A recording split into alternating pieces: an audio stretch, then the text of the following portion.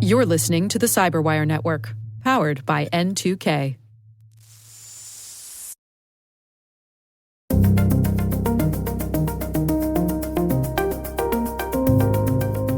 Hello, everyone, and welcome to N2K Cyberwire's Hacking Humans podcast, where each week we look behind the social engineering scams, phishing schemes, and criminal exploits that are making headlines and taking a heavy toll on organizations around the world. I'm Dave Bittner, and joining me is Joe Kerrigan. Hey, Joe. Hi, Dave. Maria is off this week, but don't fret, she will be back next time. We've got some good stories to share this week, and we'll be right back after this message from our show sponsor.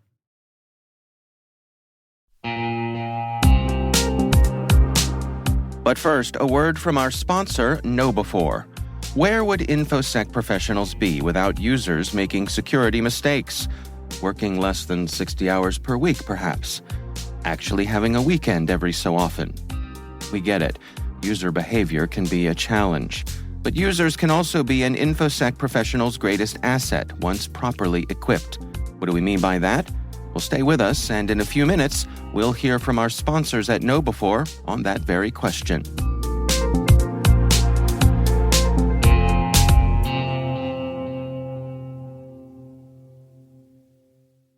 All right, Joe, before we jump into our stories here, we got a little bit of follow-up. What do we got? Yeah, Clayton writes in to say, hello, Maria, Joe, and Dave. While listening to your story about the credit card fraud and the infinite loop potential with the automatic update service some cards provide. This was a couple of weeks ago we were talking about this. Right. Where if your card expires, they'll the credit card company will provide your new details to the merchant. Right. And you have to go in and disable this if you don't want that to happen. Yeah. I was hoping you might mention virtual cards as a potential solution, which they are. Yeah. Clayton says that he uses privacy.com, which provides such a service. I think that costs like $10 a month.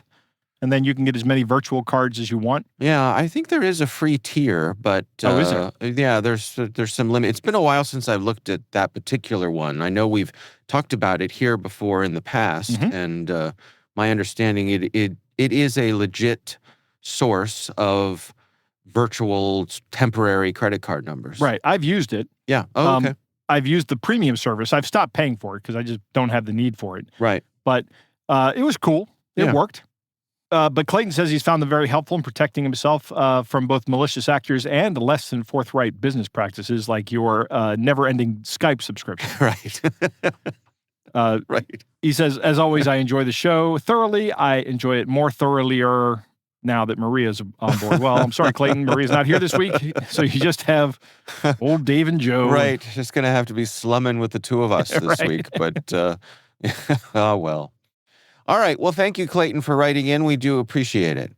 I'm going to kick things off for us here with our stories.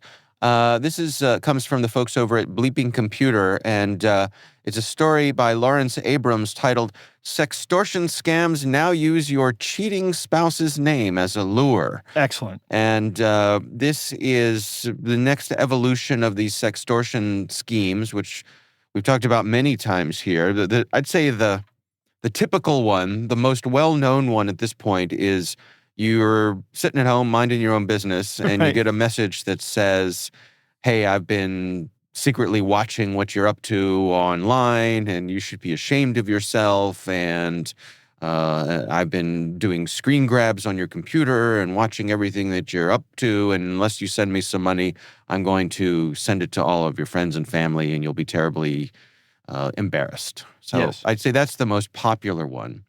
This is an evolution of that. We've talked about an evolution of that now 2 weeks in a row. Yeah, right. So last week we talked about them sending out a picture of your home, right, which they scraped from Google Maps, presumably. This one, they claim that your partner, either your spouse or your boyfriend or girlfriend or whatever, is actually cheating on you. And they send you an email that has your partner's name, and it says that they have proof that that person is cheating on you. And, all you need to do is go log on, and they will share with you the information about how your spouse or your partner that you thought was on the up and up is actually cheating on you. Mm-hmm. This is interesting. Where do they send you to log into? This is obvious. Are they credential phishing here? That's a good question. It comes from several different domains, but this article doesn't talk about what happens next, like when you log in. It does touch on the typical things, like, they'll either try to get access to your computer to install ransomware, or they're trying to gather credentials from you. Right. I'm not sure what the next step in this one is, but a couple things caught my eye here. It seems as though the source of this information may be a wedding site. So that a wedding site got breached, and that's how they're getting the information about couples, which makes sense. My favorite part, my favorite part of this, Joe, is laughing at the young marriages getting attacked all over the country. My favorite part of this is that in some cases, people have been sent nonsensical, right? Nonsensical versions.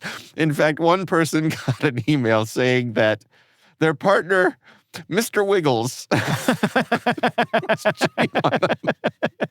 is that their cat or something? That was their dog. Their Mr. dog. Wiggles was their dog, and unless they, logged in, sent in money or whatever, the horrible information. Poor Mr. Wiggles. Well, I know Mr. Wiggles he ain't nothing but a hound dog, Dave. I don't know. I'm sure Mr. Wiggles is a very good boy. But it just goes to show, that tickles my funny bone. That's pretty good. The whole idea of, it wouldn't be nearly as funny if the dog's name weren't Mr. Wiggles. I don't know why. It's hilarious. So yeah, obviously they're just pulling things. One person said that they got the message using a last name that the person doesn't use. So obviously they've tapped into some kind of database here that has a list of couples' names. I suspect that's probably not a terribly hard thing to buy online. I'm sure it isn't. But yeah, that's what it is. So to your earlier question, Bleeping Computer did reach out to some folks who received the emails. One said that it did have a link that asked them to go log in somewhere. Okay. And another person thought that maybe it was they were trying to distribute malware. So I'd say the good news is that I think it doesn't seem like it was very effective. Well, correct. But also enough of these sorts of things have made the rounds that I feel like there's a good bit of awareness when it comes to sextortion scams in general. Yeah, the story we covered last week, or actually, I guess, no, it was last week. It was, I've seen a ton of news coverage on that. Yeah. Like about the pictures? That's making all the rounds. Right. Yeah, which is interesting because I wonder too, so the cynical side of me when it comes to local news, and you and I have talked about local news many times, and the de-evolution of local news over the past couple of decades. Yep. But a story is much more likely to be covered on local news, and I'd even say national news, if there's video, if there's something visual to show. Right. And so what I wonder is the case of these sextortion scams, now that they have something to show, which is the picture of someone's house. Right. It's not just a narrative. We have something we can actually put up on screen. And so bada bing, bada boom. Yeah, look at this. This is actually a picture of his house. Right. Even more scary. So, this is another round of sextortion stuff. Hopefully people know about this. The short circuiting of your brain is, could my spouse be cheating on me? There's probably enough people out there who have that niggling feeling in the back of their mind, or should I say that Mr. Wiggling feeling in the back of their mind. Like Mr. Wiggles' cute little tail wagging back and forth. Yeah. That, maybe somebody knows something they don't know. Right. And then they grab you. Yeah, I don't know if this would work on me. I mean, it might. Yeah. It's not one of the ones I'm going to say I would never fall for this one, because it might fire something off in me that goes, wait a minute. Yeah. It might just catch me in the right mood. Yeah, you just never know. All right. Well, once again, that story comes from the folks over at Bleeping Computer, and we will have a link to that in the show notes. Joe, what do you have for us this week? Dave, I have two. The first one's kind of short. It's Okay. from Brian Roach, who's out at WGAL, or I should say up at WGAL in Lancaster, Pennsylvania. Oh, okay. Lancaster. Uh-huh. And it is a story that says police in Lebanon County have arrested an alleged grandparent scammer after a sting operation. So here's what here's what happened. This guy called a woman, an older woman in Lancaster, or in Lebanon County rather, and pretended to be one of her grandchildren and said that he's been arrested, and then called again pretending to be the lawyer and said he needs $5,000 for bail money. Okay. So the lawyer then said, well, I'm going to send over one of my couriers to pick up the $5,000, and then we'll get your grandson out of jail. So the guy shows up. The woman gives him $5,000. The guy leaves. The guy calls back and says, yeah, now I'm going to need $17,000 for legal fees or something. Okay. I can send a courier over to pick that up, right? So she says, hold on just a minute, let me see what I can do. And she calls a family member and says, what's going on here? And the family member says, you're being scammed. That's a scam, common scam. Right. So she calls the police. And the police go, is the guy coming?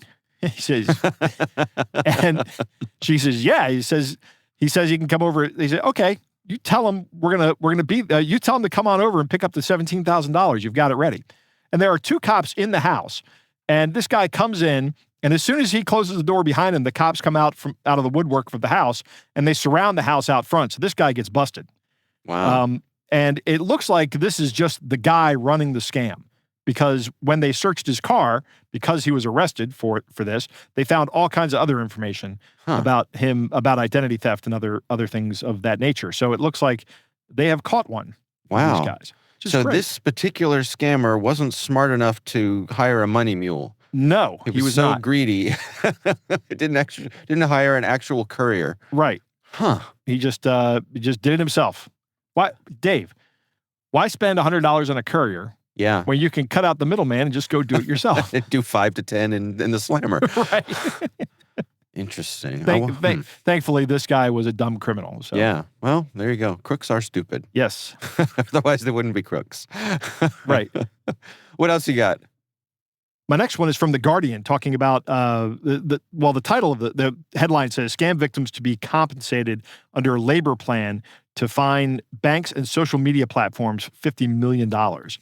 And this is the from the Australian Labor Party.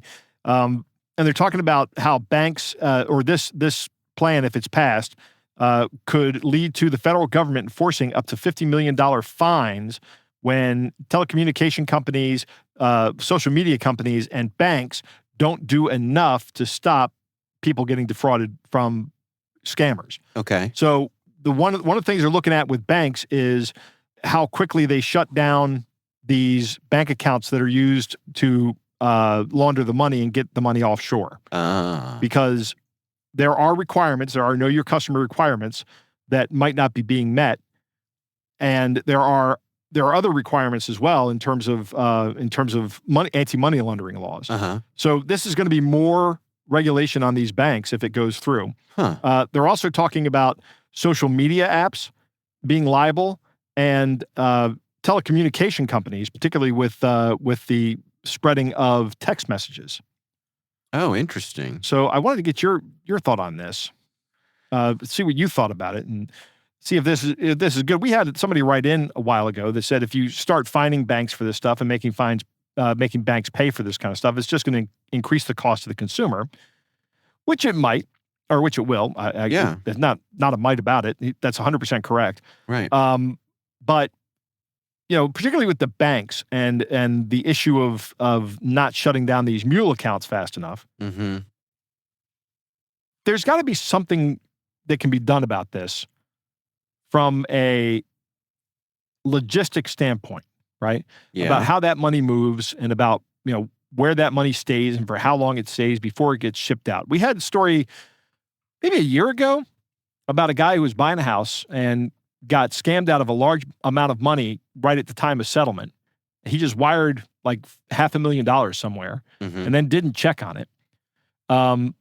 but it went to a bank, and at that bank, they were very suspicious of this large transfer coming in because immediately somebody was trying to transfer it overseas, and they were like, no, we're going to hang on to this. This looks like it's fraudulent. And sure enough, a couple of days later, 2 days, I think, the guys tried to get the money back, and the bank was like, yeah, we thought this might be fraudulent, and they had it. They didn't let it go. So I'm wondering if something like this would, happening at larger banks around the country or around the world, rather, would protect consumers better when they realize they've been scammed. It's a constant tension, isn't it, between people's desire to have money move quickly and the benefits of that, because that does empower commerce. Right. Versus the integrity of the money moving around. Right. One of the things I wonder about, and I wonder about but have not taken the time to actually look into, is why is it so hard to claw money back? I guess what I'm curious about, what I suspect is that our international banking system, the way that it's set up, the way that it runs, which I'm sure is a behemoth, right, is done in such a way that you can't just claw money back. And that's probably a feature. There's probably good reasons for why you can't do that. Right. Once the money goes, it goes, and you sign off. And, the whole agreed upon illusion of money in general, right? Right, yeah. We all just fiat currency. Right. That we just agree and we send it around, and for the most part it works. Yeah. But I wonder if it's time for a reset on that. And obviously the banks are in the heat of this and must know, if new proposals to go through or ways to work on this. There are all kinds of restrictions of who banks are allowed to do business with. There are international considerations of certain regimes that you're not allowed to send money to. So what are the mechanisms that are put in place for that? I've wondered about, could there be some kind of I'm being totally hypothetical here, some sort of federal insurance program similar to how your deposits are insured. Something like FDIC. Right. If you get scammed and that money goes overseas, is there something that can make you whole again? Right. If we know we're never going to see that money again, right, that gets gone. Yep. It's gone to a regime where we have no agreements, there's no extradition. What would it do to the global economy? What would it do to the U.S. economy if we just figured out a way to make people whole? Yeah. Obviously, there'd be people who try to scam that system, and there's all. That is absolutely correct. By the way. Right. But let's not throw out the baby with the bathwater.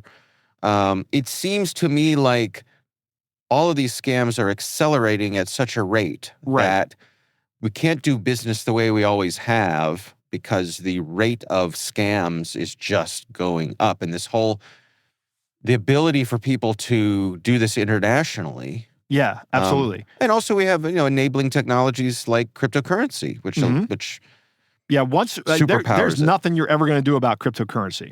If a scammer gets somebody to empty their bank account in cash and go buy crypto, that's gone. You're never getting it back. Yeah. Unless you find out where they are and hit them with the rubber hose until they give you the keys. But you're not going to get that. It's just almost impossible. But I'd like to know how complicated the money movement process is for these offshore organizations. Not offshore, but like foreign organizations. Like a lot of these scams come out of Nigeria, a lot of them come out of India, some of them come out of Eastern Europe. But when a scam victim in the United States transfers money to another American bank, and then that bank then transfers it to maybe someplace like the Cayman Islands or maybe the Isle of Man, like we were talking about a couple of weeks ago. Right. At that point, then can the money be, once it goes into one of those less regulated environments, can the money just be instantaneously dispersed all over the place so that money mules can go withdraw it from ATMs? Mm-hmm. And if that's the case, maybe that's why they can't claw it back, is because once it's been distributed by an ATM, it's gone. Right. It's cash. Right. I don't know. I'm speculating here. Yeah, I don't either. And I would love if any of our listeners have any, either firsthand knowledge of this or can point us to a good explainer about how the, international banking for dummies, Right. which I'll speak for myself. I don't want to include Joe in that No, category, but I'm an international banking dummy, Dave. I'm not an expert in that by any stretch of the imagination. Now, here's the thing. I know a guy yeah. who might be able to answer these questions for us, Okay. but I'll ask him, All right. see what he says. Coincidentally, a couple weeks ago, I was at an event for a local nonprofit here, and I happened to run into a gentleman who is a banker, works for I'd say a small to medium-sized bank, and we were just chatting, and I was telling him about this show and some of the things we do, and he was telling me that he spends, as a banker, and he is a person at the bank who deals with customers, right? He's a customer service person. He's not an entry-level person. He's a higher-level person. But he said about 70% of the time he spends is on scams. Really? Yeah. Yeah. Huh. And so many of them are just heartbreaking, where the money's gone and they can't get it back. Right. But just think about that. That's a tremendous amount of time that's a cost for that bank. Exactly. 70% of that guy's salary is dealing with fraud. Right. Yeah. So I don't know. I'm sure there are folks who have made proposals for an updated banking system. I mean, there are folks who think that cryptocurrency would be just the shot in the arm that the global monetary system needs. Not waiting for that one. Yeah, but I don't think that. I think that's just open yourself up to more scamming, because money, we all understand kind of how that works. Cryptocurrency, a lot of people just don't understand how it works and what it is, and I think it's pretty clear that this is an area that needs a certain degree of regulation. Right. You can't. There's no other way. There's no other practical way to make it happen. So again, if this is your area of expertise, or you can point us to something that could explain this, we'd love to learn more about it. You can email us. It's hackinghumans@n2k.com.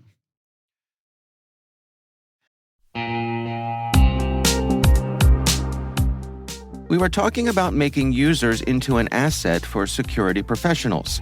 Simply put, users want to do the right thing. They're often just lacking the knowledge to do so.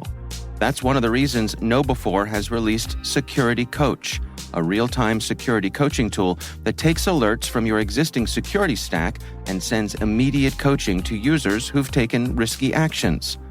For example, imagine a user has visited a high-risk website or tried to open a document containing malware. Existing security tools will likely block that action, but the user might not understand why. Security Coach analyzes these alerts and provides users with relevant security tips via email or Slack, coaching them on why the action they just took was risky. Help users learn from their mistakes and strengthen your organization's security culture with Security Coach. Learn more about Security Coach at knowbe4.com/securitycoach. That's knowbe4.com/securitycoach.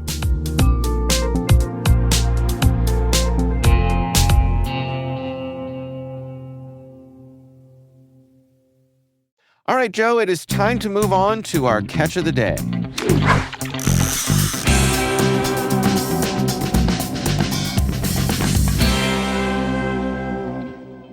Joe, I have responsibility for our catch of the day this week. This is actually one that came across my desk via Reddit.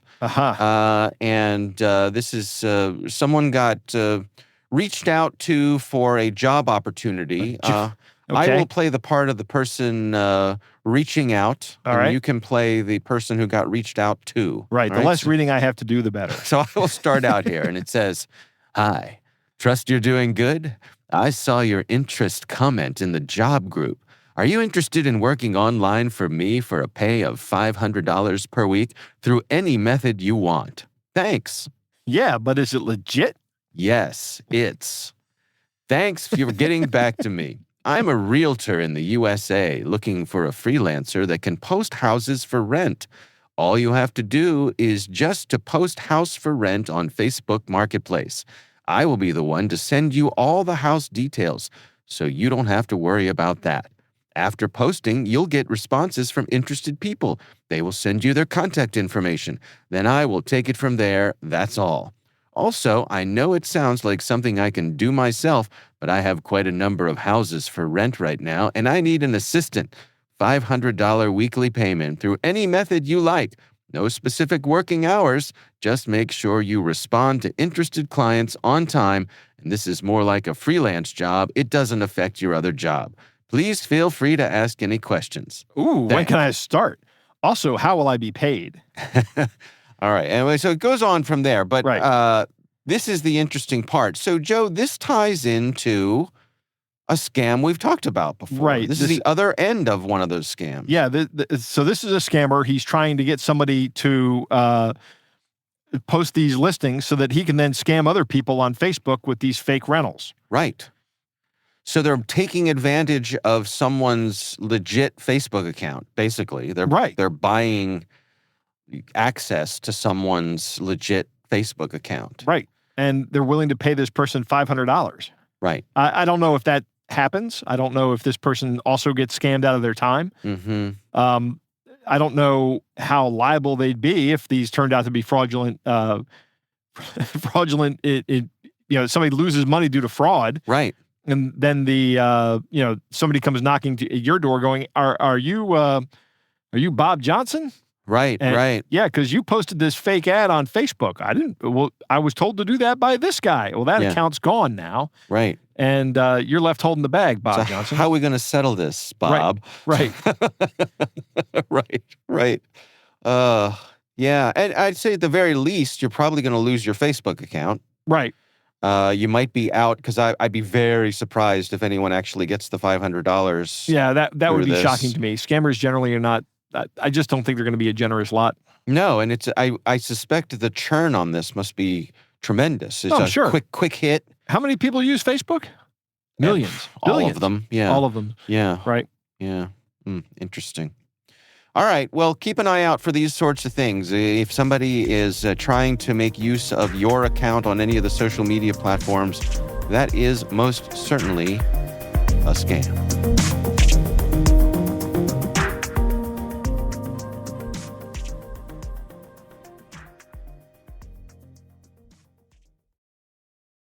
We want to thank all of you for listening, and of course, we want to thank our sponsors at KnowBe4. They are experts in helping users do the right thing through new school security awareness training.